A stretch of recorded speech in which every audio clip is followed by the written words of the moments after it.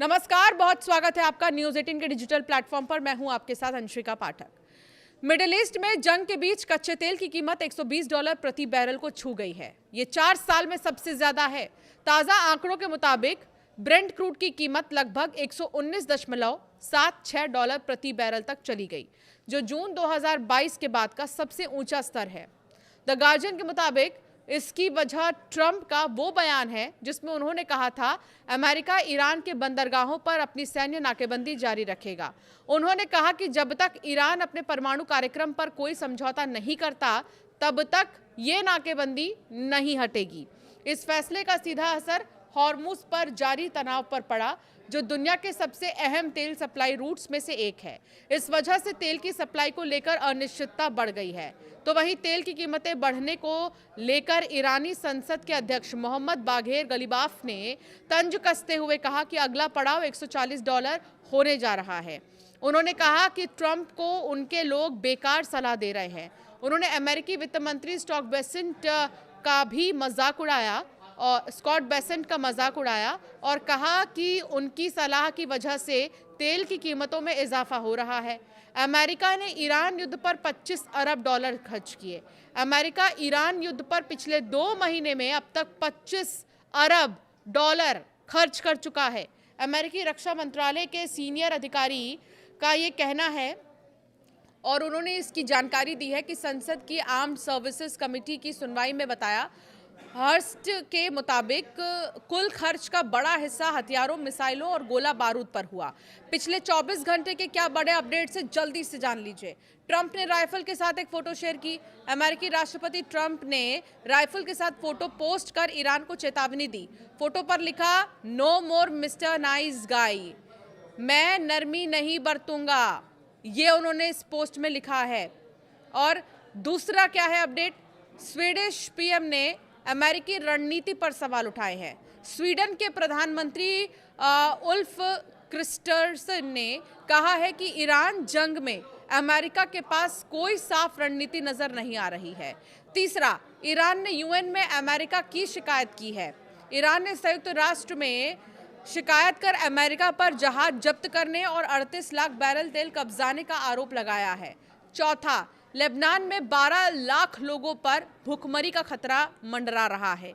UN से जुड़ी report में कहा गया है कि युद्ध विस्थापन और आर्थिक दबाव के कारण लेबनान में 12 लाख से ज्यादा लोग खाद्य संकट झेल सकते हैं। पांचवा बड़ा अपडेट, भारत ईरान विदेश मंत्रियों की फोन पर बातचीत हुई है।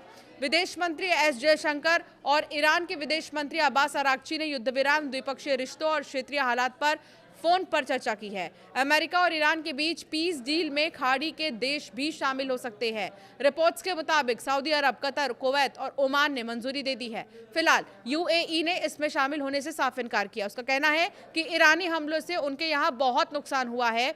ईरान के साथ डील में कोई जल्दबाजी नहीं होनी चाहिए। ट्रंप ने ईरान से डील का फ्रेमवर्क गाजा पीस डील की तर्ज पर किया है। इसमें सभी स्टेक होल्डर्स होंगे। ईरानी विदेश मंत्री Araghchi Pakistani army chief Asim Munir के सरकारी विमान गल्फ स्ट्रीम G600 से उड़ान भर रहे हैं और अरागची इसी विमान से ओमान पहुंचे, फिर इसी विमान से रूस, फिर पाकिस्तान लौटे थे। ट्रंप और रूस के राष्ट्रपति पुतिन ने बुधवार को फोन कॉल पर 90 मिनट तक बात की है। दोनों नेताओं ने ईरान और यूक्रेन युद्ध पर चर्चा की है। ट्रंप ने इस बातचीत को अच्छा बताया और कहा कि उन्होंने पुतिन से थोड़ा सा सीजफायर करने का सुझाव दिया है। उनका कहना था कि पुतिन को वो लंबे समय से जानते हैं, वो इस पर राजी हो सकते हैं। पत्रकारों से बात करते हुए ट्रंप ने बताया कि पुतिन ने ईरान के समुद्र यूरेनियम, एनरिच्ड यूरेनियम के मुद्दे पर मदद की पेशकश की है। ये मुद्दा इस समय चल रहे ईरान युद्ध को खत्म करने में एक बड़ी बाधा माना जा रहा है। हालांकि ट्रंप ने साफ कहा है कि वो चाहते हैं कि पुतिन ज्यादा ध्यान यूक्रेन युद्ध को खत्म कराने पर दे। अमेरिका की सेना की सेंट्रल कमांड ने कहा है कि ईरान के खिलाफ लगाई गई नौसैनिक नाकेबंदी काफी असरदार साबित हो रही है। उन्होंने बताया कि अमेरिकी सेना ने 42 ऐसे कमर्शियल जहाजों को रास्ता बदलने पर मजबूर किया है जो ईरान के बंदरगाहों में आने या वहां से जाने की कोशिश कर रहे हैं।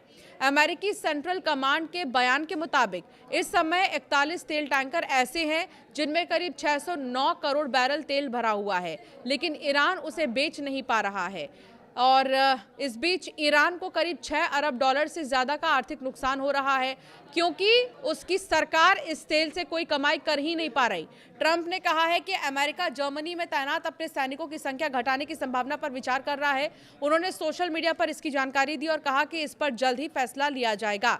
इससे पहले जर्मन चांसलर फ्रेडरिक मर्ज ने ट्रंप सरकार के जंग खत्म न कर पाने को लेकर कहा कि ईरान के साथ मौजूदा हालात में अमेरिका को अपमान का सामना करना पड़ रहा है। इसके बाद ट्रंप ने मर्ज की आलोचना करते हुए कहा था कि मर्ज ईरान के परमाणु इरादों को गलत समझ रहे हैं और उनकी बातों को गलत तरीके से पेश कर रहे हैं। अब ट्रंप लंबे समय से यूरोपीय सहयोगियों और नेटो की आलोचना करते रहे हैं। उनका मानना है कि ईरान के खिलाफ अमेरिका इजरायल युद्ध में यूरोपीय देशों ने पर्याप्त मदद नहीं की है।